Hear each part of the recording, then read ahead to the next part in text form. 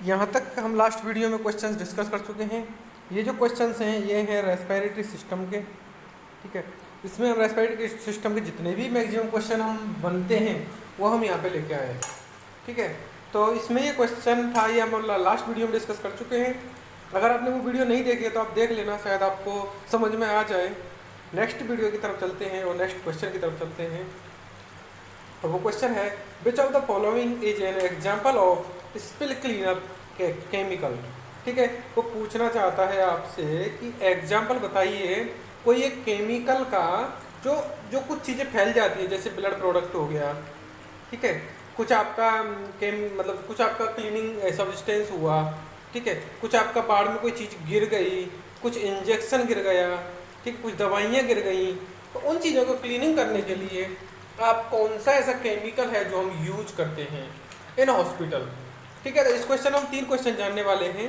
पहली चीज़ तो ये कि कौन कौन से केमिकल हम यूज करते हैं, ठीक है। उसके बाद हम जानेंगे कि अगर ब्लड प्रोडक्ट गिरता है तो कौन सा करते हैं, ठीक है। और बायोमेडिकल वेस्ट तो आप सभी को आता ही होगा, ठीक है। तो ऑप्शन देखते हैं। इसमें हाइड्रोजन परऑक्साइड दे रखा है इन्होंने, ब्लीच पूछा है आपसे, और अमोनिया पूछा है। उसके बाद उन्होंने ऑल ऑफ द अबव दिया है। तो ठीक है, आपको पता होना चाहिए कि जो हाइड्रोजन परऑक्साइड है वो हम यूज करते हैं, ब्लीचिंग पाउडर हम यूज करते हैं, और अमोनिया भी हम यूज करते हैं, ठीक है। ये एक गैस सब्सटेंस है, ठीक है, ये एक केमिकल है। तो ये सब चीज़ें हम यहाँ पे यूज कर रहे हैं, ठीक है। अभी आपका क्वेश्चन एक और क्वेश्चन बनता है इसी क्वेश्चन से, तो इसका आंसर क्या जाएगा आपका ऑल ऑफ द अबव। अब इसमें से एक इंपॉर्टेंट क्वेश्चन बनता है इसको लेकर, और वो पूछता है आपसे बार बार कि जब कोई ब्लड प्रोडक्ट, ठीक है, चाहे वो HIV इन्फेक्टेड हो चाहे HIV अनइन्फेक्टेड हो, अगर कोई ब्लड प्रोडक्ट या फिर कुछ बॉडी फ्लूइड अगर फर्श पे गिरता है, फ्लोर पे गिरता है, तो आप कौन सा ऐसा केमिकल है जो आप यूज करेंगे। और ये क्वेश्चन कम से कम हर 2 एग्जाम के बाद एक बार वो पूछना चाहता है आपसे, ठीक है। तो आपको इसमें टिक करना है हाइड्रोजन परऑक्साइड, जो कि एक इम्पॉर्टेंट क्वेश्चन है, ठीक है। नेक्स्ट क्वेश्चन की तरफ मूव करते हैं। Which of the following, what is the recommended position for patient with respiratory distress? Simple सा क्वेश्चन है और वो वही पूछना चाहता है, सिटिंग मतलब जो पोजीशन है, जो पोजीशन कौन सी रिकमेंड करेंगे जब किसी को रेस्पिरेटरी सिस्टम में हो रही है प्रॉब्लम, ठीक है। अगर आपको ये चीज़ तो मैंने लास्ट वीडियो में भी डिस्कस किया है कि जब आप स्टैंडिंग एक पोजीशन में होते हैं या फिर आप सिटिंग पोजीशन में होते हैं, तो आपका जो लंग्स का एक्सपेंशन है वो मैक्सिमम होता है, ठीक है। इसलिए एक पोजीशन हम रिकमेंड करते हैं, उसको हम बोलते हैं सेमी फॉलर। उससे भी ज़्यादा हम सोचते हैं अगर पेशेंट ले सकता है तो हाई फॉलर, ठीक है, और नहीं तो लो फॉलर से भी काम चलाते हैं। लेकिन हम कौन सी पोजीशन नहीं देते, लेटरल हम अवॉइड करेंगे, सुपाइन हम अवॉइड करेंगे कि ये इसमें हमारा क्या होता है, ये हमको नहीं करना है, ठीक है। लेटरल और सुपाइन हमको नहीं देना है। अगर हम ये पोजीशन देते हैं तो हमारा जो लंग्स का एक्सपेंशन है वो थोड़ा कंप्रोमाइज होता है, सेक्रीफाइस होता है, ठीक है। तो नेक्स्ट चीज़ है, इसका आंसर जाएगा आपका सिटिंग अप पोजीशन में। इसमें पेशेंट को रेस्ट भी रहता है, और क्या होता है, रेस्ट भी रहता है, और चेस्ट का एक्सपेंशन भी होता है, ठीक है। स्टैंडिंग पोजीशन में क्या रहता है कि जब किसी को रेस्पिरेटरी डिस्ट्रेस होता है, इसका लॉजिक इंपॉर्टेंट है, और जो कि इतना इंपॉर्टेंट है मैं आपको बताने वाला हूँ यहाँ पे कि अगर आपने स्टैंडिंग पोजीशन दिया, ठीक है, तो इसमें क्या होता है कि जो बॉडी की जो ऑक्सीजन रिक्वायरमेंट है, बॉडी की जो O2 रिक्वायरमेंट है वो इंक्रीज हो जाती है, ठीक है। अगर बॉडी की O2 रिक्वायरमेंट इंक्रीज हो गई और पेशेंट ऑलरेडी रेस्पिरेटरी डिस्ट्रेस में है, अगर पेशेंट ऑलरेडी डिस्ट्रेस में है, किसमें, रेस्पिरेटरी में, ठीक है, तो उसको ऑक्सीजन सप्लाई ऑलरेडी कम हो रही है, ठीक है, और आपने उसको ऑक्सीजन रिक्वायरमेंट और उसको बढ़ा दिया है आपने, ठीक है। तो उस टाइम क्या होगा कि पेशेंट कोलैप्स हो जाएगा, क्योंकि डिमांड के अकॉर्डिंग उसको क्या नहीं मिलेगी, ऑक्सीजन नहीं मिलेगी। डिमांड के अकॉर्डिंग क्या नहीं मिलेगी, ऑक्सीजन नहीं मिलेगी, और ऑक्सीजन नहीं मिलेगी तो पेशेंट कैसा हो जाएगा, कोलैप्स हो जाएगा। लाइंग पोजीशन का रीजन यही है इसको कैंसिल करने का अपना, कि इसमें जो चेस्ट एक्सपेंशन है वो मैक्सिमम नहीं होता है, ठीक है। तो ये इसका आंसर है। तो इसका आंसर क्या जाएगा, sitting up position. Next question की तरफ मूव करते हैं और उसमें क्वेश्चन दे रखा है which of the following countries announced the discovery of first covid vaccine. ठीक है, कोविड-19 की जो वैक्सीन थी उसको फर्स्ट कौन सी कंट्री ने अनाउंस किया था। ठीक है, ये सिंपल क्वेश्चन है, आपको पता होना चाहिए, आपको ध्यान में आना चाहिए जब आप एग्जाम कर रहे हैं, आपको कंफ्यूज नहीं होना है। क्या इंडिया ने पहले किया था? नहीं। ठीक है, यूएसए ने भी नहीं कर पाया था, और ठीक है, तो चाइना ने भी उस टाइम तक नहीं किया था, लेकिन जो रूस था, रशिया था, उसने इसका वैक्सीन का अनाउंस किया था। ठीक है, अब इसमें एक एक्सप्लेनेशन दिया है, अगर अच्छा हुआ तो आप पढ़ सकते हैं, नहीं तो कोई बात नहीं। Launch world first Covid vaccine, ठीक है, जो हम बताए हैं वही इसमें लिखा है। नेक्स्ट क्वेश्चन है what is the recommended position for patient with respiratory distress who are unable to sit up. शायद हम लास्ट वीडियो में क्वेश्चन कर चुके हैं या वीडियो में डिस्कस कर चुके हैं, क्योंकि हमने बहुत सारी वीडियो बना चुके हैं, लेकिन फिर भी आप अगर थोड़ा सा सुन सकते हैं तो सुनिए कि प्रोन पोजीशन देना है या सुपाइन देना है या लेटरल देना है या फिर आपको नॉन ऑफ द अबव देना है। ठीक है, तो ये क्वेश्चन रिपीट हुआ है, तो फिर भी मैं आपको बता दूं, क्योंकि कुछ लोग नए होंगे उनको इसमें समझ में आएगा कि लेटरल पोजीशन हम इसलिए नहीं दे रहे हैं क्योंकि चेस्ट का एक्सपेंशन नहीं हो रहा है। सेम हम लास्ट क्वेश्चन में डिस्कस कर चुके हैं, सुपाइन भी नहीं देना है। और प्रोन इसलिए देना है कि इसमें चेस्ट का जो बैकवर्ड होता है वो थोड़ा फ्री होता है। ठीक है, जो उसका बैक पोर्शन होता है, जब हम बैक की मतलब पेट के बल लेट के हम जब बैक पे अपना ओपन करते हैं, मतलब पीठ से हमारा ओपन रहेगा, तो जो उसमें जो बैक है अपना, वो उधर उसके लिए फ्रीडम मिल जाएगा या फिर प्लेस मिल जाएगा लंग्स को एक्सपेंड होने के लिए बैक साइड में, तो इसलिए हम प्रोन पोजीशन देते हैं। दूसरी एक वजह यह भी है कि जब रेस्पिरेटरी डिस्ट्रेस है तो सीक्रेशन आ सकते हैं, और जब सीक्रेशन आएंगे तो ड्यू टू सीक्रेशन हमको क्या करना है, प्रिवेंशन ऑफ एस्पायरेशन। अगर एस्पायरेशन हुआ तो आपको हो जाएगा निमोनिया, और जब आपको हुआ निमोनिया तो आप नहीं बचा पाएंगे पेशेंट को। ठीक है, पेशेंट को हुआ निमोनिया तो आप नहीं बचा पाएंगे पेशेंट को, और वो हो जाएगा कोलैप्स। तो ये भी चीज़ आपको यहाँ पे याद रखना है, तो इसका आंसर जाएगा प्रोन पोजीशन। सिटिंग पोजीशन इसलिए नहीं है, कीवर्ड दिया है इन्होंने अनेबल टू सिट अप, बैठ नहीं पा रहा है, मतलब वो हॉलर पोजीशन भी नहीं ले सकता और बैठ भी नहीं सकता। नेक्स्ट क्वेश्चन की तरफ मूव करते हैं, और नेक्स्ट क्वेश्चन है अपना which of the following medical condition can cause respiratory distress in elderly patient. इसमें 3 वर्ड अगर आपको समझना है तो देखना, मेडिकल कंडीशन, ठीक है, कॉज रेस्पिरेटरी डिस्ट्रेस का मैंने बोला ना, रेस्पिरेटरी सिस्टम के क्वेश्चन हैं। ठीक है, और एल्डरली पेशेंट। ठीक है, इनमें 3 वर्ड आपको यहाँ से निकालने हैं। पहले कोई मेडिकल कंडीशन बतानी है, मतलब कोई डिजीज़ बतानी है।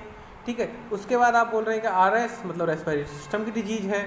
तीसरी बात बता रहा है वो एल्डरली मतलब 65 प्लस।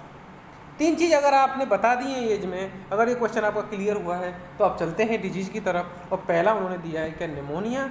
जी हाँ, क्या निमोनिया से रेस्पिरेटरी डिस्ट्रेस होता है क्या? जी हाँ। अब आपको पता होना चाहिए, मैं यहाँ पे निमोनिया के बारे में थोड़ा सा डिस्कस करूँगा। ठीक है, निमोनिया के बारे में हम थोड़ा सा डिस्कस करने की कोशिश करते हैं कि निमोनिया क्या है। निमोनिया एक ऐसी चीज़ है जब अपनी एल्वोलाई, ठीक है, ये अपनी एल्वोलाई हैं, ये क्या कर रही हैं, अपनी ऑक्सीजन एक्सचेंज का इसका मेन फंक्शन है। ठीक है, ऑक्सीजन एक्सचेंज कर रही हैं। ठीक है, और जब ये ऑक्सीजन का एक्सचेंज कर रही हैं तो इसमें निमोनिया में कौन सी कंडीशन ऐसी आती है कि यहाँ पर कुछ फ्लूइड कलेक्ट हो जाता है, कुछ ब्लड कलेक्ट हो जाता है, कुछ ऐसा पार्टिकल कलेक्ट हो जाते हैं जिसमें जो एल्वोलाई की क्या होती है, जो एक्सपेंड होने की जो कैपेसिटी है वो कोलैप्स होने लगती है। ठीक है, तो ये आपकी नहीं होगी, क्या नहीं होगी, एक्सपेंड नहीं होंगी एक लिमिट तक। ठीक है, तो इसलिए इसमें वो एक्सपेंड नहीं होंगी, और एक्सपेंड नहीं होंगी तो मैक्सिमम एयर एक्सचेंज नहीं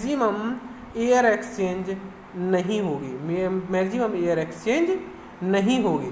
ठीक है, अगर नहीं होगी तो पेशेंट हो जाएगा कोलैप्स, उसको ऑक्सीजन की डिमांड पूरी नहीं होगी, और उसी को तो हम नाम दे रहे हैं रेस्पिरेटरी डिस्ट्रेस।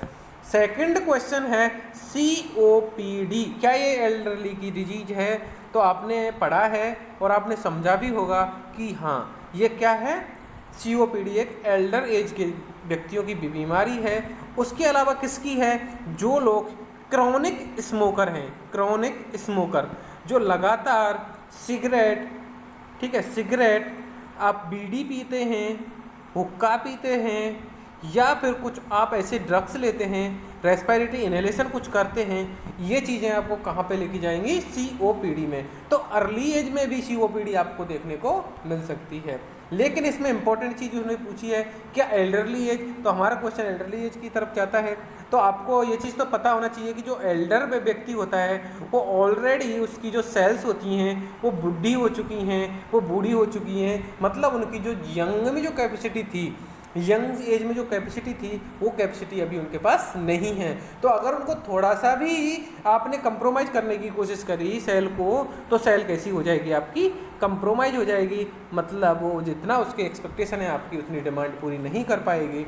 अगर डिमांड पूरी नहीं कर पाएगी तो और आप ऊपर से बोल रहे हैं उसको रेस्पिरेटरी डिस्ट्रेस के लिए एक बीमारी जिसका नाम ले रहे हैं आप COPD, जो एक बहुत बड़ी डिजीज है, ठीक है, क्रॉनिक ऑब्स्ट्रक्टिव पल्मोनरी डिजीज। तो ये डिजीज क्या होती है पहले थोड़ा सा हम जान लेते हैं कि जब लंबे समय तक इसमें 4 डिजीज आती है, मैं बताऊं आपको, ठीक है। तो इसमें 4 डिजीज में बोलने की कोशिश करूंगा। इसमें क्रॉनिक ब्रोंकाइटिस आता है इसमें, ठीक है, क्रॉनिक ब्रोंकाइटिस आता है इसमें, जिसमें जो ब्रोंकस होता है उसका हो जाता है इन्फ्लामेशन। नेक्स्ट बोलूँ मैं कि इसमें आता है ब्रोंकियोलेक्टेसिस, ब्रोंकियोलेक्टिस। तो ब्रोंकियोलेक्टेसिस में क्या होता है, जो ये ब्रोंकस है अगर इसका, तो कोई यहाँ पे ऑब्स्ट्रक्शन आता है उसकी वजह से जो ये इसका, मैं थोड़ा सा दोबारा आपको बताने की कोशिश करूँगा थोड़ा सा प्लेस के लिए। तो ये अगर ब्रोंकस है आपका और यहाँ पे अगर आपको लंबे समय से आप स्मोकिंग कर रहे हैं तो यहाँ पे कुछ बन जाते हैं आपका ऑब्स्ट्रक्शन, और जब ऑब्स्ट्रक्शन बनते हैं तो वो ऑक्सीजन को पास करने के लिए, ठीक है, वो यहाँ से आपका रास्ता थोड़ा डाइवर्ट करके वो मतलब उस पर कंटिन्यूस जब प्रेशर आएगा इस पर ऑक्सीजन का तो ये थोड़ा सा स्ट्रेच होके और उसकी जो वाइड हो जाएगी। लेकिन इंपॉर्टेंट चीज़ इसमें ये बनती है कि ये वाइड हो रही तो इससे तो ऑक्सीजन आपको ज़्यादा मिलना चाहिए, लेकिन नहीं मिलेगा क्योंकि जो इसकी कैपेसिटी है, ठीक है, आप उसको एक रबड़ को खींचने से उसकी जो स्ट्रेंथ है, वो सेल्स की जो स्ट्रेंथ है, वो मसल की जो स्ट्रेंथ है वो कैसी हो जाती है? कम हो जाती है। और जब डिक्रीज हो जाएगी इसकी स्ट्रेंथ तो वो उसको हम बोलते हैं ब्रोंकियोलेक्टेसिस। मतलब उसका जो ये एरिया है वो तो इंक्रीज हुआ है लेकिन स्ट्रेंथ डिक्रीज हो जाती है, इसको ब्रोंकियोलेक्टेसिस बोलते हैं। तीसरी डिजीज इसमें आती है एटलेक्टेसिस, जिसमें कुछ एल्विलाई अभी हमने बताई थी लास्ट क्वेश्चन में, वो उसमें रप्चर होने लग जाती है, ठीक है, लगातार जब आप उसको स्मोक मतलब धुआं उसको दे रहे हैं। तो उसके पीछे बहुत सारे कारण हैं। सबसे पहले मैं बताऊं आपको, उसमें लगेगा वो कंटिन्यूस जब एयर उसमें जाएगी, कौन सी, जो क्रॉनिक कार्बन डाइऑक्साइड जो आप धुआं बोल रहे हो वो उसमें जाएगी, ठीक है, और जब वो धुआं जाएगी तो उसमें क्या हो जाएगी, वो इरिटेट हो जाएंगी उसकी सेल और वो नहीं कैपेसिटी कर पाएंगी उसको अच्छे से प्यूरीफाई और वो हो जाएंगी कोलैप्स। तो ये एक इम्पॉर्टेंट वजह बनती है एटलेक्टेसिस के लिए। एक इसमें आता है अस्थमा। तो अस्थमा का मतलब ही होता है narrowing of the respiratory system या नैरोइंग रेस्पिरेटरी वे, और वही तो मैं बोल रहा हूँ COPD। लेकिन इसमें एक इम्पॉर्टेंट चीज़ अगर आप याद रखेंगे कि अगर आपको वो 4 ऑप्शन में पूछे, यही क्वेश्चन से हम ये क्वेश्चन और निकालते हैं जो काफ़ी इंपॉर्टेंट होने वाला है, मैं बोलूँ, और वो क्वेश्चन बनेगा कि COPD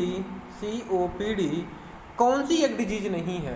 तो उस टाइम आपको लिखना है अस्थमा, क्योंकि COPD की फुल फॉर्म हमने देखी थी क्रॉनिक, और अस्थमा कभी भी क्रॉनिक नहीं होता है, ठीक है। तो क्रॉनिक में अस्थमा नहीं आता है, लेकिन कुछ बुक्स या कुछ बुक्स क्या मैक्सिमम बुक्स इसको क्या मानती हैं, COPD मानती हैं। अगर ऑल ऑफ द आंसर में आता है तो ठीक है, अगर वो चाहता है चारों वही ऑप्शन जो आपको COPD के दे के रखे हैं, ठीक है, उसके बाद अगर वो आपको एक्सेप्ट करके पूछता है तो आप अस्थमा की तरफ जा सकते हैं, ये आपका आंसर करेक्ट होगा, ठीक है। नेक्स्ट क्वेश्चन की तरफ मैं मूव करता हूँ इसी क्वेश्चन के साथ में।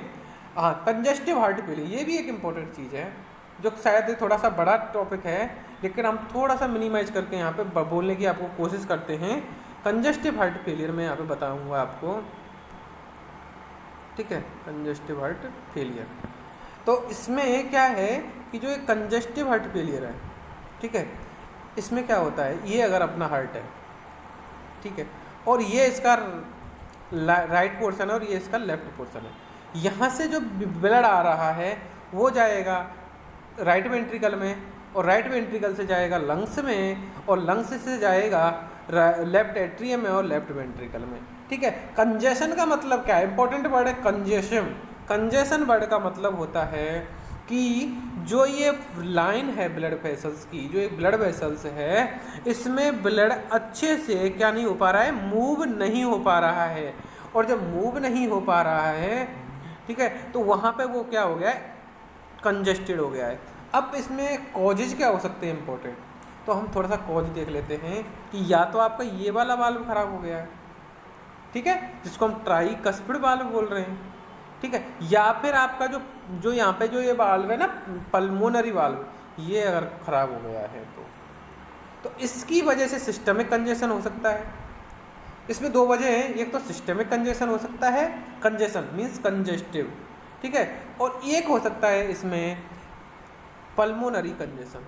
दोनों इंपॉर्टेंट है, बहुत बड़े टॉपिक हैं, अगर आप थोड़ा सा समझने की कोशिश करेंगे तो शायद थोड़ा सा क्लियर हो।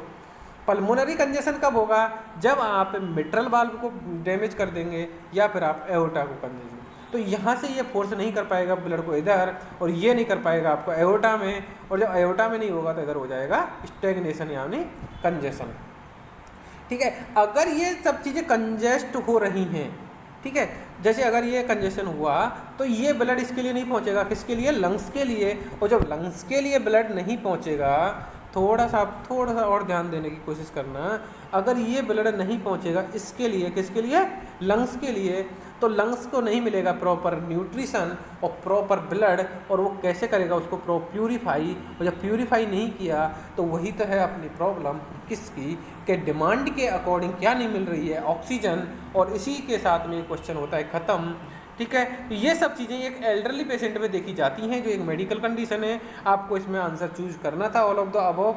नेक्स्ट क्वेश्चन की तरफ हम मूव करते हैं।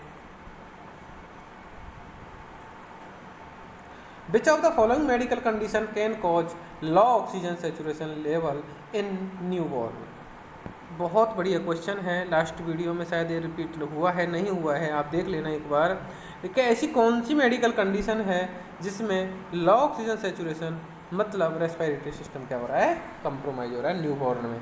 तो क्या आरडीएस हो सकता है, जी हाँ, इसमें एक सरफेक्टेंट था, वो इसमें नहीं बना है न्यूबॉर्न में, क्योंकि वो या तो प्रीमेच्योर डिलीवरी हुआ है या उसने एस्पायरेट कर लिया कि उसको म्यूकोनियम को, ये मैं बोल रहा हूँ ये एग्जैक्ट कॉज है, ठीक है। तो या तो उसका सरफेक्टेंट नहीं बना है क्योंकि वो प्रीमेच्योर हुआ है, या फिर वो उसको हो सकता है कि उसने एस्पायरेट कर लिया म्यूकोनियम को, उसकी वजह से उसको हुआ है आरडीएस, जो एक इम्पॉर्टेंट चीज़ है। नेक्स्ट हमारी जो वीडियो आएंगी उसमें हम टॉपिक वाइज कुछ सिस्टम है जो हम डिस्कस करने वाले हैं, जो डिजीज़ है वो डिस्कस करने वाले हैं, जिसमें रेस्पिरेटरी सिस्टम की हम डिजीज सबसे पहले लेंगे, ठीक है।